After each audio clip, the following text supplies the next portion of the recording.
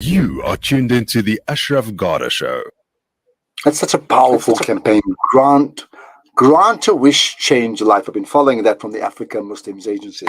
Let's stay with the AMA with its regional director, Hafiz Hussain Choonara.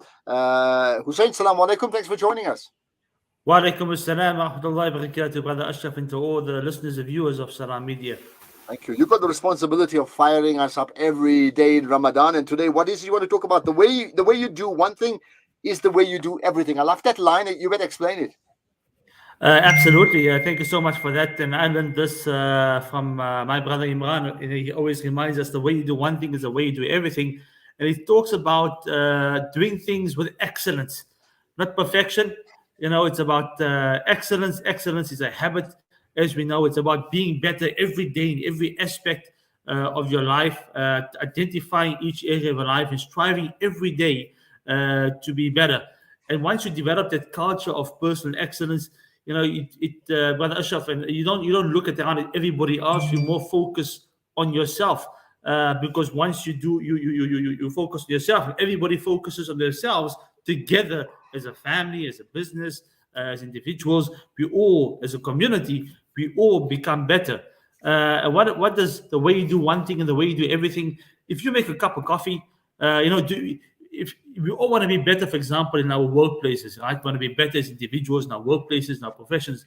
But what about the way you make a cup of coffee? The way you sweep a floor?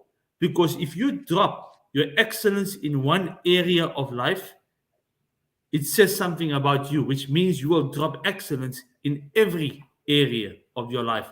So whether you're sweeping the floor, whether you're cutting an orange, whether you're making a cup of coffee, or whether you're in your work, the way you do one thing is the way you do everything, because excellence is a habit. It's a reflection of you. And also speaks to the point of integrity, doesn't it? Because when there's nobody there, when there's no cameras around, when no one's there to recognize and applaud and appreciate, how do you do something? Do you do it haphazardly, or do you do something with excellence? And do you find that many people do it the opposite, where they can be outstanding, say, as a welfare worker, they can be outstanding as a cricketer, but then they can sort of slip up in every other aspect to say, well, I'm fine in one thing, it doesn't matter. You're suggesting, you're not even talking career, you're suggesting that there is an important need to be excellent in every aspect of your life. Why do you think that is that important? Because, as you find, and as it's proven, that if you drop it in one area, Ashraf, because if you're excellent in one area, let's say as a cricketer or as a humanitarian, like you mentioned, but at home you're not the same. At home you're not excellent. You're sloppy in other areas of life. Then you're not of that character of being excellent, of being integrous.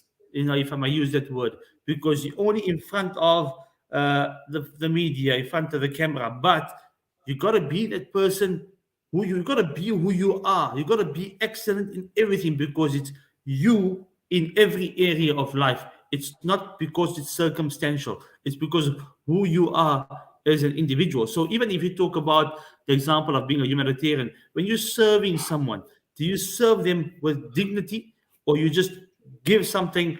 Do you basically, it speaks to the point again and again to the hadith of the Prophet ﷺ, and he said, those of you do not have faith if you do not wish for your brother what you wish for yourself. Basically, treat others the way you would like to be treated. So even in your private moments, how are you? And I take it that the Prophet Muhammad sallallahu alaihi wasallam, peace upon him, he attained excellence in just about everything that he attempted, right? Absolutely. It's a perfect example, and it's about small, seemingly insignificant decisions. You might eat a chocolate today. Tomorrow, you might eat unhealthy food today. Tomorrow, it's a small piece. Hey, small decision. It's easy to do, but do it over time. If you do it over time, what is the consequences over time? Time is the factor. So it's small decisions every day, compounded over time, that make a difference. And that's from the book, The Slight Edge. Small, seemingly insignificant decisions compounded over time. So it's every day, those small decisions, doing something every day, small decisions that make up the difference over time. Well, you certainly got us thinking about many things today, and maybe I need to put my mind to say, what's the one small thing, just small thing today that I can just shift in my life, particularly because it's Ramadan, but even outside of Ramadan, that will make a difference to me and therefore to the people around me. And perhaps the challenge to you who's listening or watching is what's the one tiny thing you can shift and repeat every single day for the rest of Ramadan, besides just fasting, that would make a significant difference. Hussain, as always, thanks for your time. You've certainly got us fired up, and that's much appreciated. Jazakallah. Thank you for having us. There Assalamu we are. alaikum. Hafiz Hussain Choonara, Regional Manager of the Africa Muslims Agency. What a fascinating position. The way you do one thing is the way you should be doing everything. The question is, are you doing that? Think about that. We'll talk. We'll get financial an update on finances and the monies and economic growth coming up with 27.4 as we always do right after this.